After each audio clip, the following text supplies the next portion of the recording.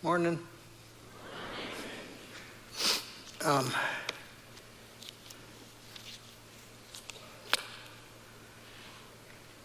I live in northern Wisconsin. I live up kind of close to Lake Superior. I live in the woods.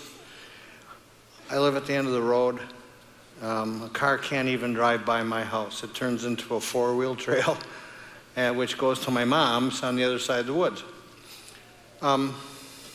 So I live in the woods. I'm surrounded by woods.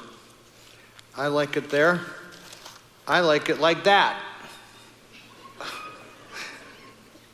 We have wild animals. I have a picture on my cell phone of a little black bear that would come on my deck, and he would grab my bird seed feeder, sunflower seeds, and he would pull it down like that, and then he licked the seeds, and he bent it. He bent it over. I couldn't even straighten it. I had to run my car over it to straighten it. But he just was like, and I got deer and stuff like that. Another thing we have is turkeys, wild turkeys. And they're pretty prehistoric, and I think they're dull, although I hear they're really smart, but they look kind of dumb to me. And anyway, they run around, and they run on your driveway and whatever. And basically, the only time they fly for two events. I have never seen the second event. The second event is when they're going to bed. When it's nighttime, they go fly in a tree because they don't want to get eaten by a fox or a coyote or something like that. So that's their ritual for going to bed, much more simple than our rituals when we go to bed. But then the other time they fly is when they're scared.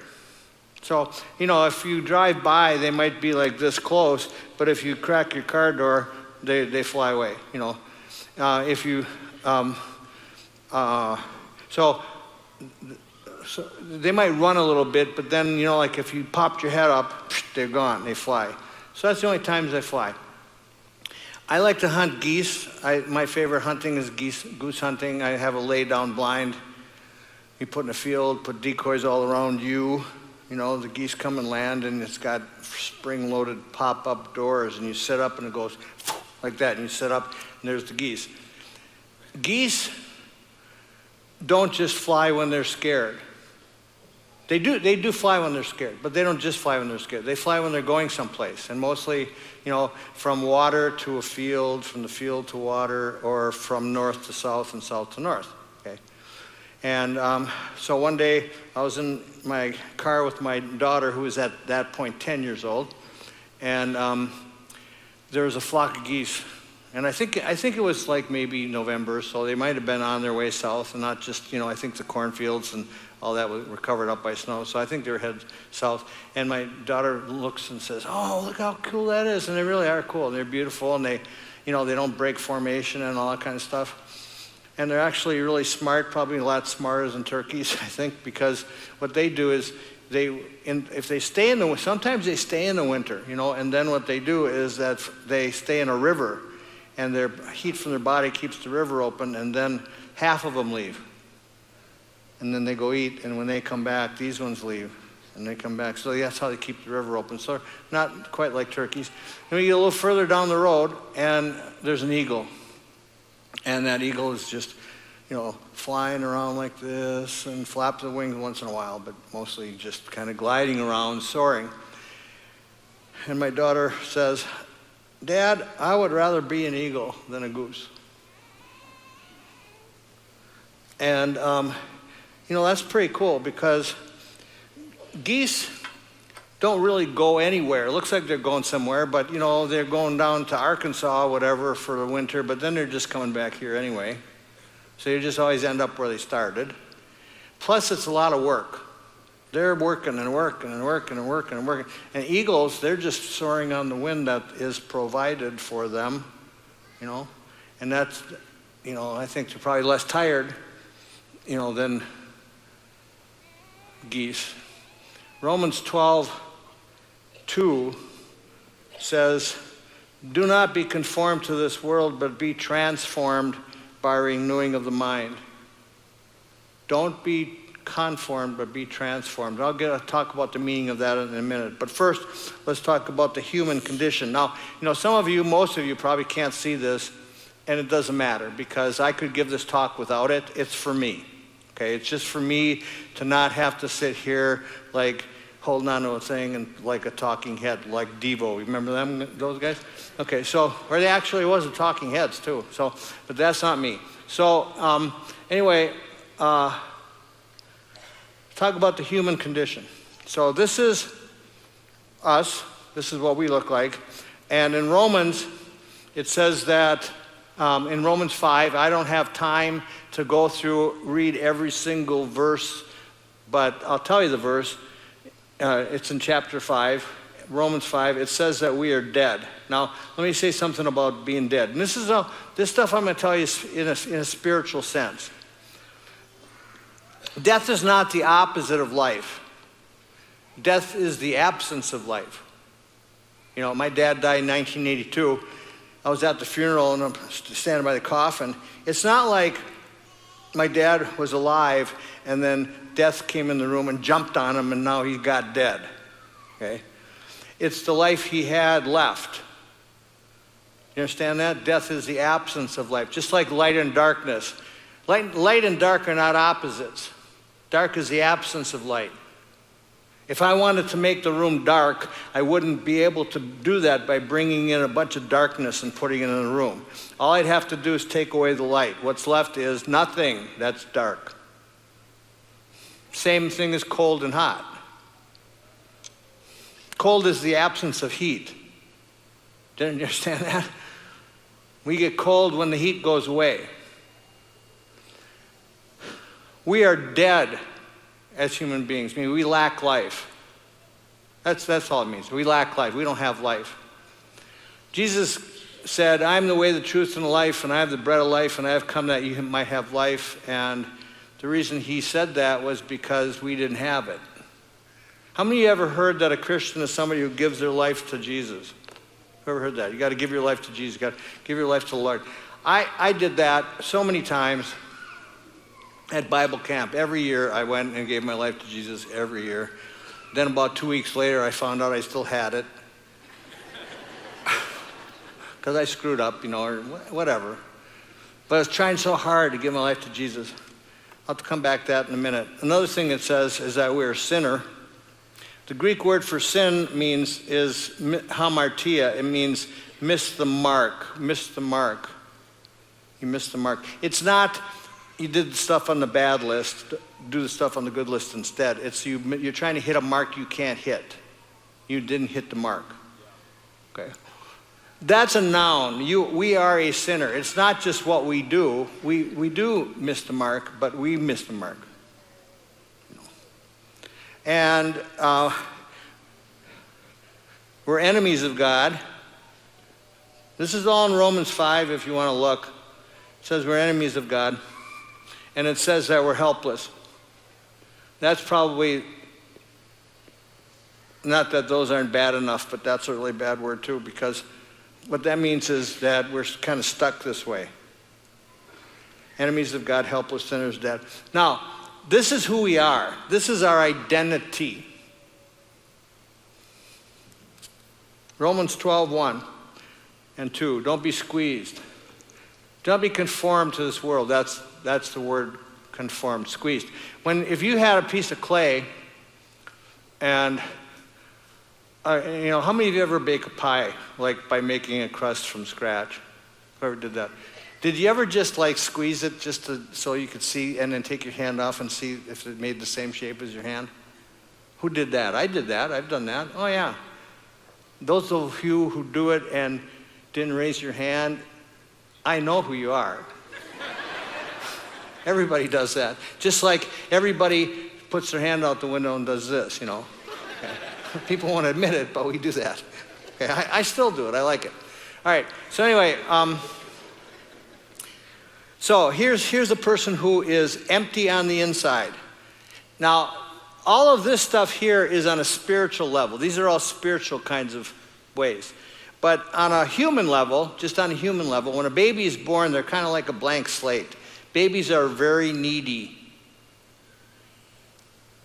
they not only need food and shelter and warmth and all that stuff, but they have inside needs. One of the inside needs that they have that we still have, that we all have, is we need to know we're loved and accepted. We need that. If we don't get that growing up, we're going to still be looking for people to get that from now. Because why? We need that. It's okay. And you can kind of tell by looking at somebody what level of having that need been met is, you know. And that's why sometimes you look at somebody and go, boy, is that a needy person? Well, no, see, we're all needy people. That person perhaps didn't have the needs met during the course of their relationships, but they're not any more needy than we are. We're all needy. And then one of the need is love and acceptance. Love and acceptance needs to be unconditional, though. So this is based on a gift. This is not love and acceptance based on if I do something or if I don't do something. You know, I'll get your approval if I do that. See, if this is the behavior, I know that if I do this behavior, then you're going to love me and accept me. That'd be called a conditional relationship. And I know that some of you can relate to this just from where you came from. Okay, if you do this, then you'll be accepted. Then you'll be loved. Then you'll be approved of. Okay. Well, because that's a need and that's important to us, well, to me, let's say, then I do that. And there, now you love me and accept me and I have your approval.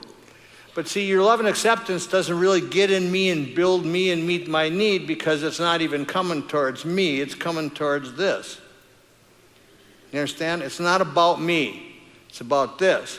And then, what happens if this goes away or I falter or something, you know, and now it's not there anymore, and then you take or withdraw your approval of me, well then it means it never was mine anyway.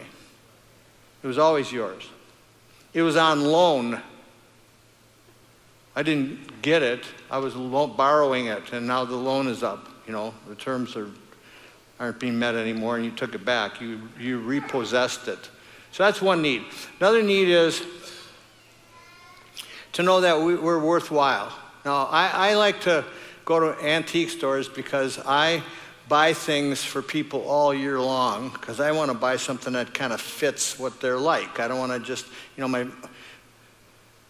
my father-in-law used to hand my mother-in-law a check on Christmas Eve and say, go buy a shirt. Okay, I want to be a little more special than that. Okay, so I'm looking for stuff. So I go to an antique store and here's this thing sitting on the counter and I'm looking at this going, what is this? I don't even know what this is. What the heck is this? What is this? $75. They want $75 for this and I don't even know what this is. I'm not buying that. Okay. I put it down and then this guy here in the front row, he comes in and he goes, wow, I've been looking for this. You can't even tell you how long I've been looking for this. I can't believe I finally found it. Wow, it's only $75. So he pays $75 and takes it home. What is it worth? $75. He decided that. You understand that? You can tell what something's worth by what somebody's willing to pay for it. You can tell what you are worth by what God was willing to pay for you. You get that? Let me say it again. You can tell what you are worth by what the Father was willing to pay for you. Yeah. What a compliment. What a cool thing. You know, let it in. You know, there's a song, I think it's called At the Cross. We used to sing this in my church where I grew up, where I learned to fly like a turkey. I did. Independent, fundamental, Bible-believing, soul-winning, sin-hating, separated Baptist church. And everybody went around walking like turkeys, you know, and then flew away because we were scared. That's the only reason we flew. Yeah. Would he devote, this is a line in that song, would he devote, like dedicate, would he devote his sacred head for such a worm as I? Whoever heard that song? Oh yeah. You know what the answer is? No. Sorry, he wouldn't. God didn't spend his son on worms. You get it? What a bad theology song that is. I'm serious. God does not spend that price to buy a worm. He spends that price to buy something he thinks is worth the price.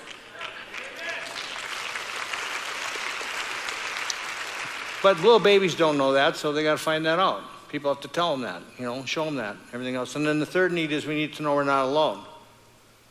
First of all, in Genesis it says it's not good to be alone, so I guess it's not good to be alone. And probably some of you in your life know that from experience, like alone is not good for you. It's not good for me. I live in the woods,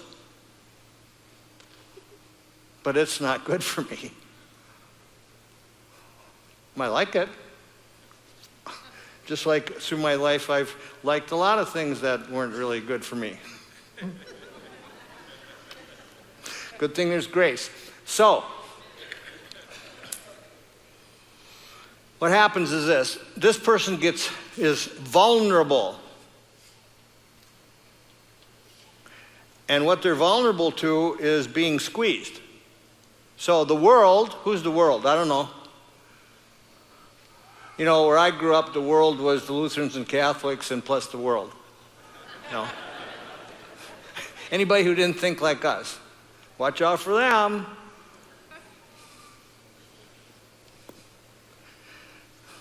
So the world, this is the bad guys of the world, though. They come and they say, you know what? Use drugs and sleep around.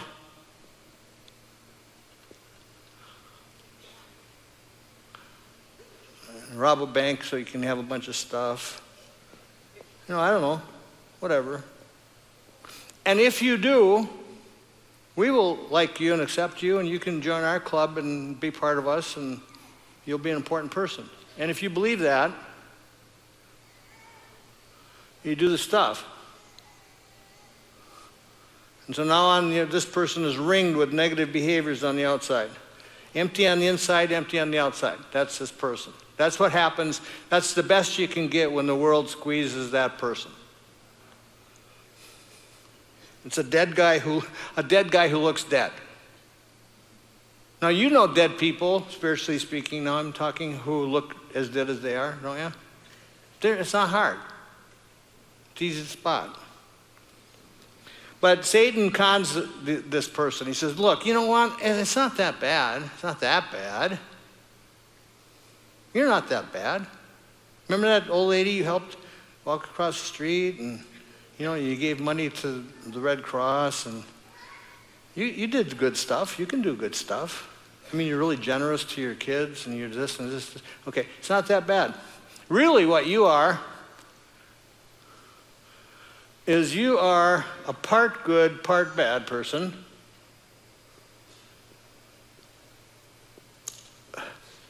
And your job, really all you need to do is improve. So, maybe you have some negative things on the outside, but you got some positive things because, that's what's normal, and everybody does positive things and negative things. And so what you need to do is you just need to improve. And so you go to some seminar, how to improve or how to lose weight or how to have the victorious life in 10 steps. I don't know, whatever. If you want to see how to improve so you can feel better about yourself, just turn on the TV. It's all the infomercials. Or if you don't want to look there, look at the televangelists. They got the way. Here's what to do. Okay? So let's say that you manage to fix all this, you're still struggling with this one right here, but you've got all these other ones licked. You got it. You're doing good. Okay? Well, now what you have is a prettier looking dead guy. Do you understand that? It's goofy, I know. But God has a little thing called the law. Now I want to show you that, and I don't have time to get into all this about the law, but God gave his law, and there's 3 reasons why he gave his law. 3, I want to say, purposes for why he gave his law. The first purpose of the law is to convict people of their sins. So what the law does is it, I'll better put A, convicts us of our sin.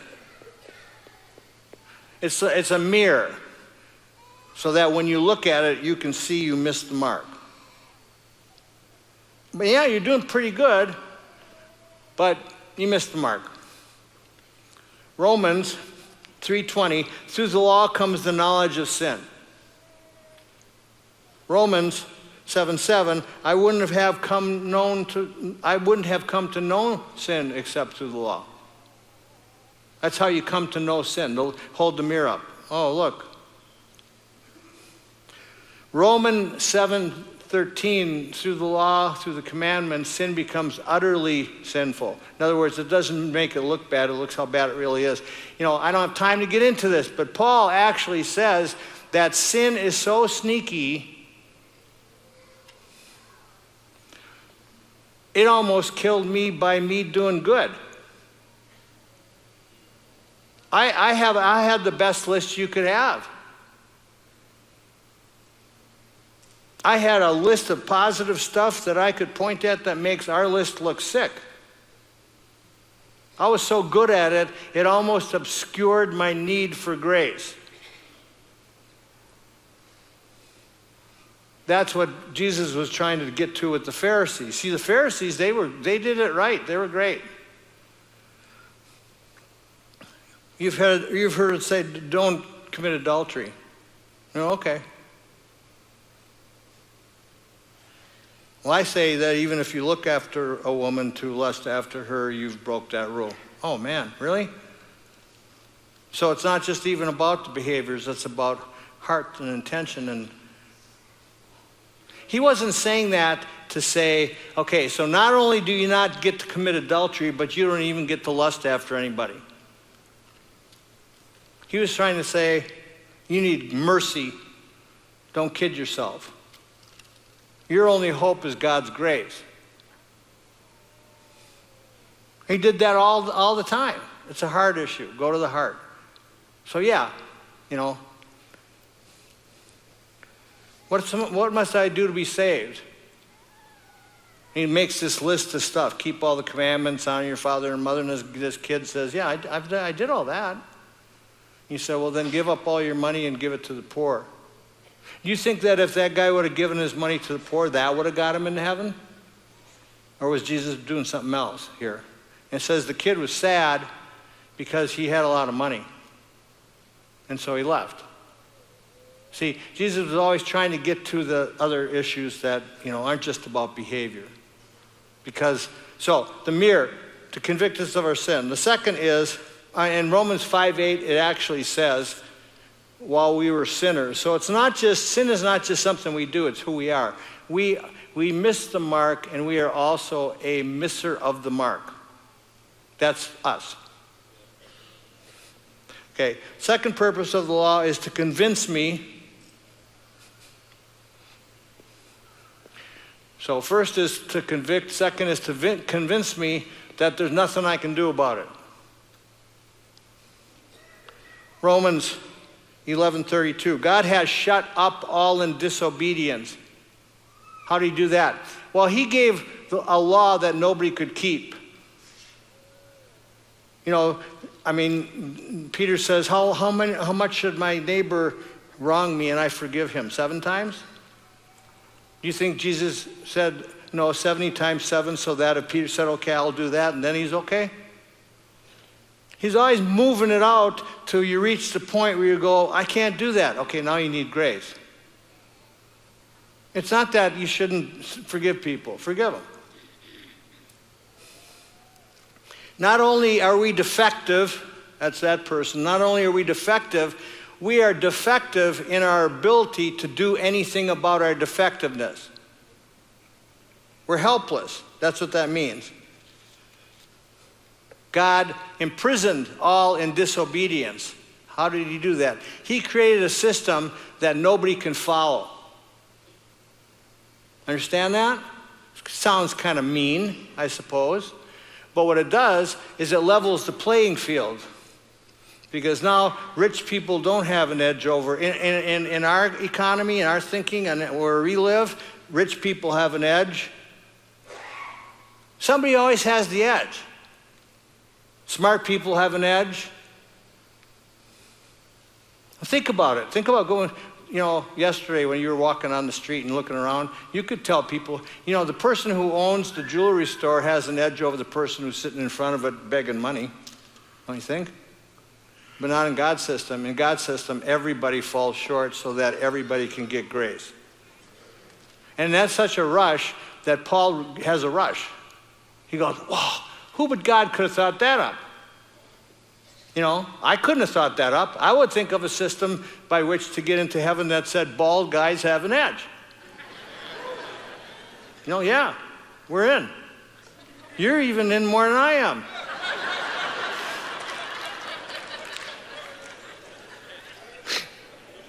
No, you're not, because you shaved yours, didn't you? You shaved the sides of it, yeah. No, shoot. I'm last of the bald guys, I guess, to get in. All right. But the scripture has shut up all in sin. So what happened was that the law came, and through the law, God imprisoned, locked people in jail and threw away the key, except for there is one key, and it's mercy. That's the third purpose of the law. So the law was given not so people could get to God by following the law, but to show them that they can't get to God by following the law.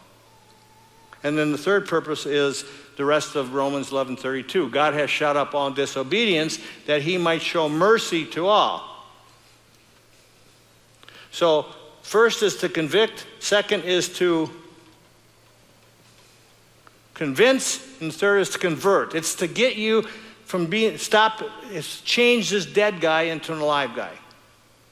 That's this person. Alive. You can't do that. Only God can do that. Now, who is that person? Well, I'll give you a list. Where's my list? Paul calls us holy. Why? Because we're so holy? No, because we're in Jesus.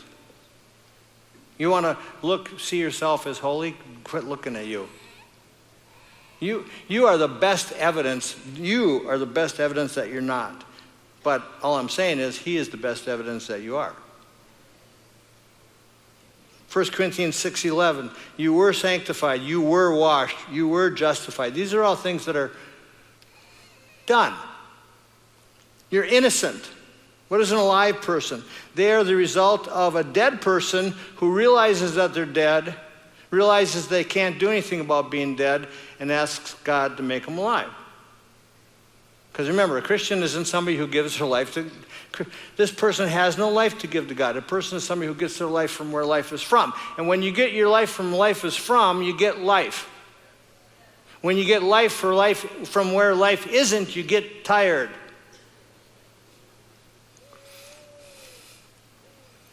It's a person who's an enemy of God and realizes that he's an enemy of God and realizes that there's nothing he can do to change that and asks God to make him his friend instead.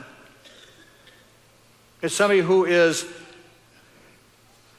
guilty, knows they're guilty, knows they can't do anything about their guilt, and asks God to make them innocent. Don't answer this question. Answer it in your head, but I'm not looking for a show of hands, because even though I'm going to say how many of you, okay? Don't raise your hands. How many of you think of Christians and the whole thing about being justified? And no, raise your hands, okay? Just as if I never sinned. Okay? God looks at you just as if I never sinned. No, you're innocent. You're innocent. When he sees you, he sees innocent. Let me show you something that's kind of weird. And I'm not a major Old Testament guy, but I did find this hiding out there. This is in Exodus 23:7. It's amazing, I think. Not that I found it, but that is there. Well, it's kind of amazing that I found it too, because I don't live in the Old Testament too much. It's kind of too many names and weird stuff, okay? Right? I mean, the Old Testament's not fun. Exodus 23, verse 7. Keep far from a false charge and do not kill the innocent or the righteous. So he's just telling you, don't kill the righteous. But then he says, for I will not acquit the guilty. You're guilty, but I'm going to acquit you, which means I will let you off the hook for being guilty, but you're the one who did it. He says he's not going to do that. He's not going to acquit the guilty. What he's going to do is he's going to change them, born them again into an innocent person. That's who that person is. That person is blessed with every spiritual blessing. That person was chosen before the foundation of the world. That person is redeemed and forgiven, has obtained an inheritance, is seated with him in heavenly places. You know, how can that be? I'm standing here in front of you and this says I'm seated with him in heavenly places. I don't know. That's what it says. His workmanship used to be far away, but you've been brought near. Fellow heirs, fellow partakers of the promise with Jesus, having been filled with the fruit of righteousness, God's light in a dark world. This is who you are. What God does is he transforms your identity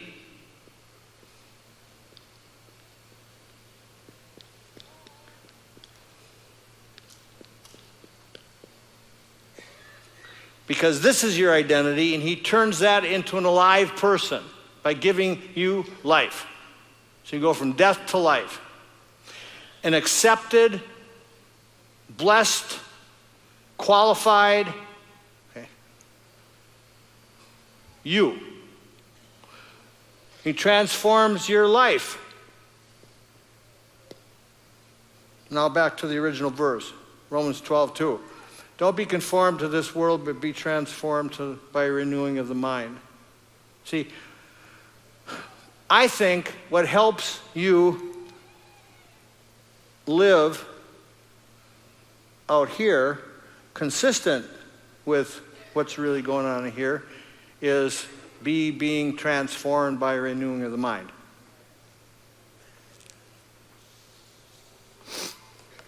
Who knows what a grub worm is? What do they transform into? It's a Greek word, metamorphosis. What do they transform into? June bugs. You know what June bug is? Who knows that? Little crispy looking brown things, you know. They kind of have Velcro legs that they get in your hair. They kind of, you know, like that. And I wouldn't know that. I know about when they land on the screen, not so much in the hair. But anyway, and they just hit the screen, fall on the ground, and, you know, you wake up in the morning and there's a bunch of dead June bugs trying to get into your house last night by the light. Okay. June bugs are a transformation of a grub worm. Grub worms can only transform into June bugs. Understand that? That's their destiny. June bugs, grub worms will never transform into butterflies, no matter how hard they try. They can't do it. Okay. Now this is going to sound corny, but bear with me. Okay. If a grub worm wants to turn into a butterfly, it would have to be born again as a caterpillar. You understand that? I don't know. I think it's cool. But, you know, but then it's going to turn into a butterfly. See, you don't have to sit there and holler at the caterpillar. Become a butterfly, become a butterfly. All you have to do is provide it with the surrounding that's conducive to caterpillars turning into butterflies. And if you do, if you're in that setting, it'll happen. And I think that being transformed by renewing of the mind, I think that that's about learning to live consistently with who you are. But in order to do that, you have to know who you are. So God's solution is a brand new creation, and mercy and grace is what gets you there, not trying hard.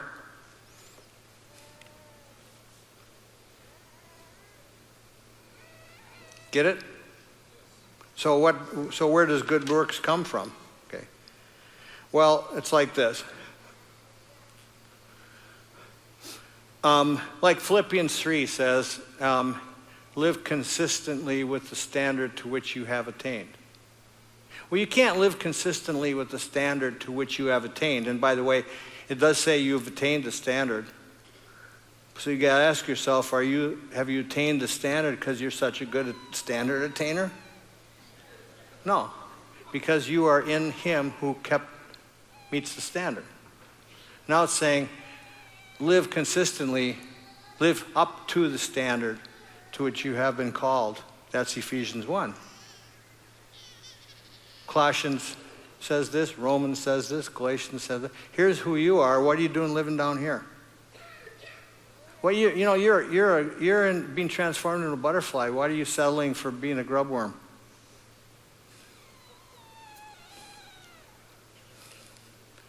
Philippians 3:16 is what it says. Let's keep living and living and living and living by the same standard to which you have attained. Well, in order to do that, you have to learn about the standard to which you've attained. I've just told you a little bit of what that is because of what God has done. All that is happening in the New Testament are all these different people trying to call forth on the outside what has happened on the inside because of what God has done. It's kind of cool. It's not like geese. It's like eagles. But Satan has a con. Satan's con here is it ain't that bad. It's not that bad. It's not that bad. You're not a bad guy.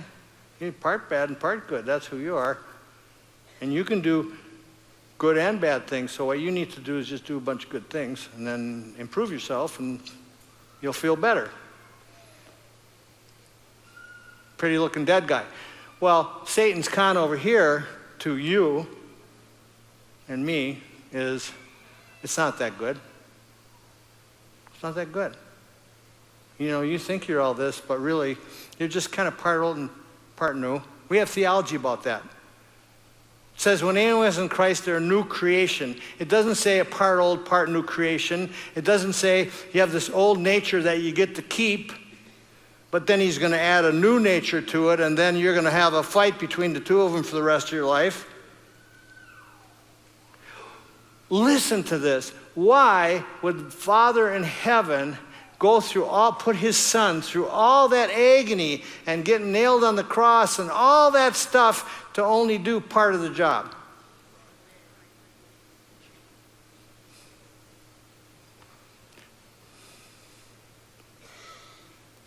But see, really, you're not all that good. You think you're good. In fact, if you think you're good, that proves you're not good. You're supposed to live a holy life, but if you ever do it and notice that you did it, now you're self-righteous, so you still can't. You're supposed to do all this good Christian stuff, and if you pull it off, call it God. But if you don't, then it's you. Wow. Who knows about that? Death to self, death to self, deny yourself, death to self. Death to self people, people like that, they're just real preoccupied with death to self and trying to deny themselves and, clip off all the stuff that shouldn't be there and prune off this and do all this kind of stuff. Do you know that they're totally preoccupied with themselves? They're looking at themselves all the time. There's nowhere in the scripture that says, look at yourself if you want to know if you're okay. So look at him if you want to know you're okay. Look at him if you want to be reminded that you're okay. Colossians says, in him you have been made complete. Really? Complete? All I got to do is look in the mirror and know I'm not complete. It doesn't say in you've been made complete. It says in him you've been made complete. Quit looking at you, start looking at him. And what's going to happen is things are going to change. Because now you're going to be learning, because the word is being transformed when? Now and now and now by renewing of the mind. When the mind is transformed, or just a really simple way to say that, changing your mind about who you are and who makes it be so. Then the Christian life becomes one of learning to live consistently with that God has already done. The worst case scenario with the counterfeit, if you buy Satan's con and think that really you're this person, is that because good Christians have the fruit of the Spirit, then you're going to, like for instance, counterfeit them. You know, it says walk by the Spirit. It's like, somebody I saw leave just a minute ago, they had a walker, little tennis balls on it, you know. That's the word, walk, lean on. Let the Spirit be the thing that you lean on to get from point A to point B. And what it looks like, what comes out of that is love, joy, peace, patience, goodness, like that. Okay? It doesn't say, even if you don't love somebody, because you're supposed to, and good Christians love people they can't stand, act like you love them. That would be the fruit of you. Looking like you have the fruit of the Spirit. Joy is, grit your teeth and pretend you're happy when you're sad, and we'll sing songs about how Christians are happy all the day. I don't really know any real life Christians that are like that.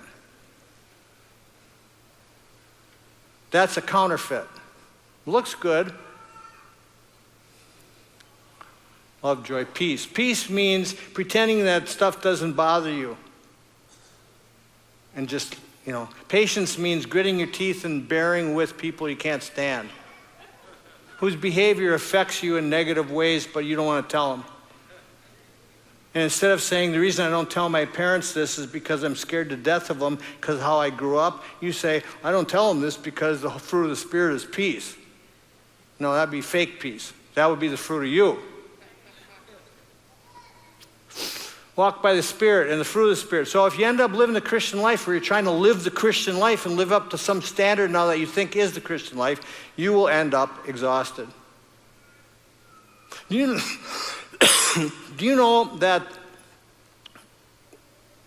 the fruit of the Spirit, when it is the fruit of the Spirit, doesn't make anybody tired?